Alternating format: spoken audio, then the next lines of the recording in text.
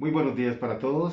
En nombre del Departamento de Cultura y Vida y de la ARL les damos un saludo y vamos a hablar en el paso 2 de lo que son los kits de emergencia. O también vamos a hablar de lo que es el plan familiar de emergencia.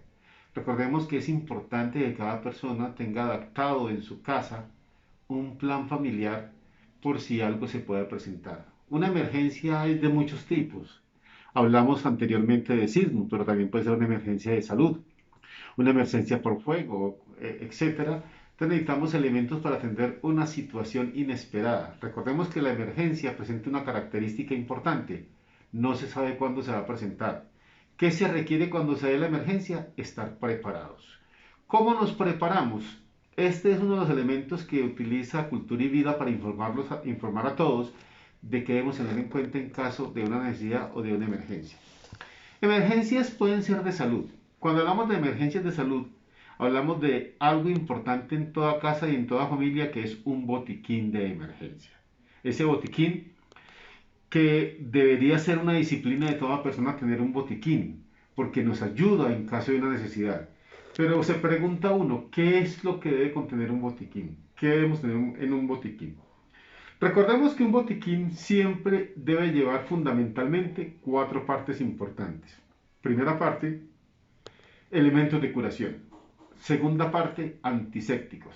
Tercera parte, medicamentos. Y cuarta parte, instrumental y otros. Hablemos de cada una de estas partes. Elementos de curación. Debo tener todo aquello que me ayuda a hacer una curación. Fundamentalmente, en una casa, mínimo que debo tener de todo eso, mínimo. ¿Con qué hacer el control de una hemorragia? ¿Por qué una hemorragia? Porque si pasa algo, yo no puedo llamar a una ambulancia y alguien tiene una hemorragia, ¿qué le pasa si no se controla? Pues se puede morir. ¿Con qué podemos controlar una hemorragia? Podemos hacerlo con apósitos y vendas, o sea que son elementos claves dentro de un botiquín en la parte de curación. En curación tenemos todo lo que tenga que ver con asepsia, limpiezas, desinfección. Entonces tenemos gasas, apósitos, vendas. Tenemos dentro de este elemento vendas en rollo, vendas elásticas, vendas triangulares, toallitas mojadas o toallitas húmedas. Todos esos elementos usados para curación van en la primera parte. Es una sección realmente muy grande del botiquín. La segunda sección se llama antisépticos. ¿Qué tenemos en antisépticos? Pues tenemos lo que es el suero fisiológico. Obviamente el suero fisiológico no lo usamos para aplicaciones, lo usamos es para hacer limpieza de heridas. Entonces tengo el suero fisiológico, tenemos ahí el jabón quirúrgico, que es ideal el jabón quirúrgico. También muchos tienen lo que es el isodine. ¿Qué pasa con el isodine? Que siendo muy importante, recordemos que quienes son alérgicos al isodine o a las sustancias que tienen yodo. Y nadie es alérgico de por sí al jabón quirúrgico, de donde es mucho mejor si yo tengo jabón quirúrgico. Si tengo isodine, me toca tener isodine en espuma e isodine en solución, porque cuando uno lo aplica sobre una herida, primero aplica isodine en espuma y después aplica isodine en solución. Si yo utilizo el jabón quirúrgico, con él no tengo necesidad de aplicarlo dos veces, tengo ya esa solución y con eso puedo atender cualquier tipo de situación que se pueda presentar, que es lo ideal, aparte de que es un poco más económico que el mismo isodine. Tenemos en la sección tres medicamentos. En medicamentos, si es en la empresa, no podemos tener medicamentos. Es a menos que haya médico o enfermera que los pueda aplicar. Entonces, no tenemos medicamentos en la empresa. ¿Qué sí podemos tener en la empresa? Podemos tener lo que llaman suero oral, que es en caso de alguien que esté deshidratado, se le puede dar por deshidratación o quemadura. Ya en mi casa, ya tengo los medicamentos de acuerdo a la condición médica de la casa. Ya sabemos por el tratamiento médico, por la atención, quién es alérgico a una cosa, quién es alérgico a otra cosa, quién requiere un medicamento, quién requiere otro, si sé que alguien sufre de problemas coronarios, qué pastilla tengo para esta persona, si alguien sufre de azúcar, qué tengo. Entonces ya aquellas recomendaciones médicas que nos han dado nos sirven para tener ya nosotros definido qué tenemos en esa parte de medicamentos o qué es la sección 3 del botiquín. Todo aquello va a ser de acuerdo con esas recomendaciones médicas que todos hemos recibido.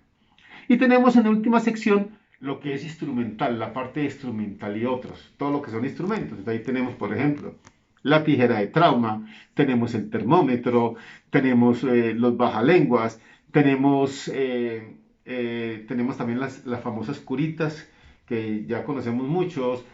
Si tenemos pulso oxímetro, allí va a estar el pulso oxímetro. El pulso oxímetro es aquel aparatico que se coloca en el dedo, que me mide el pulso y la saturación sanguínea, y que hoy en día con esta emergencia sanitaria es muy práctico en las casas, porque cuando nos dice que nuestra saturación está por debajo de 90, ya es una alerta para cualquier persona.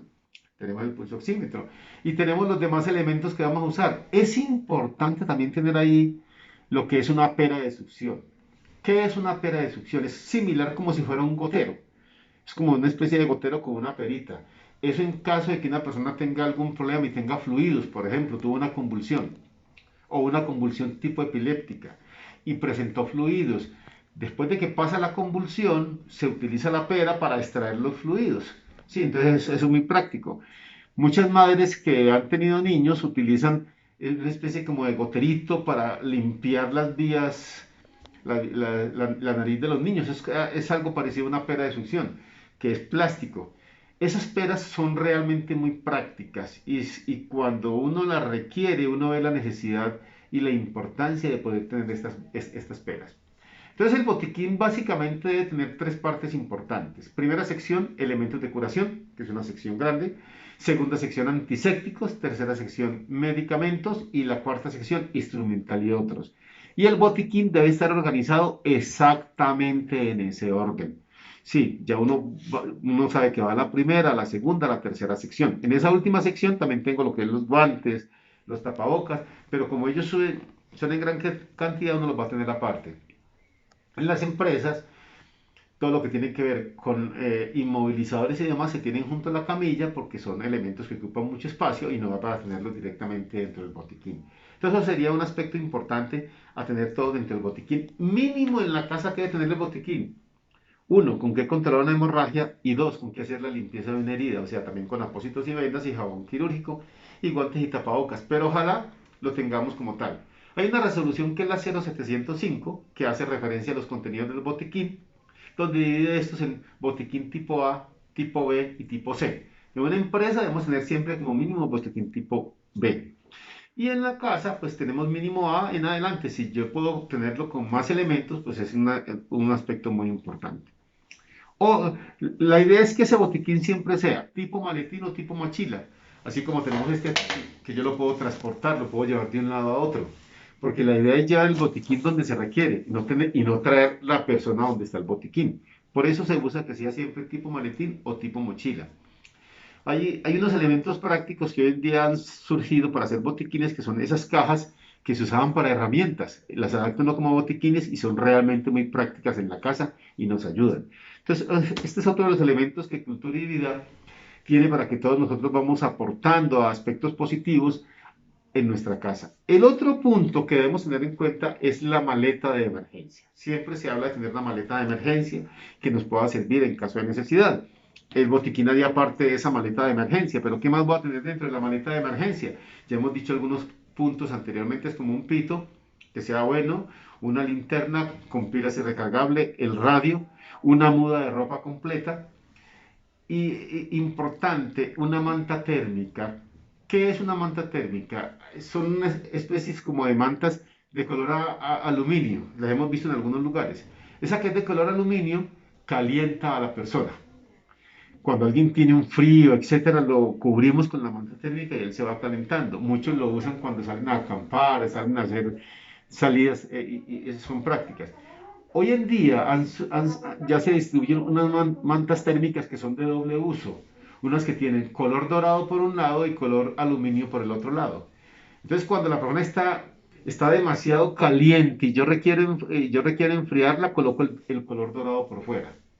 Cuando está muy fría, coloco el color aluminio por fuera.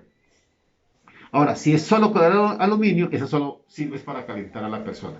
Solo caliente, la cubro y con eso se calienta y es un elemento que es súper práctico, importante siempre tenerlo en nuestra casa. ¿Qué más tenemos ahí en esa maleta de emergencia? Los teléfonos que se requieran de emergencia en nuestra casa.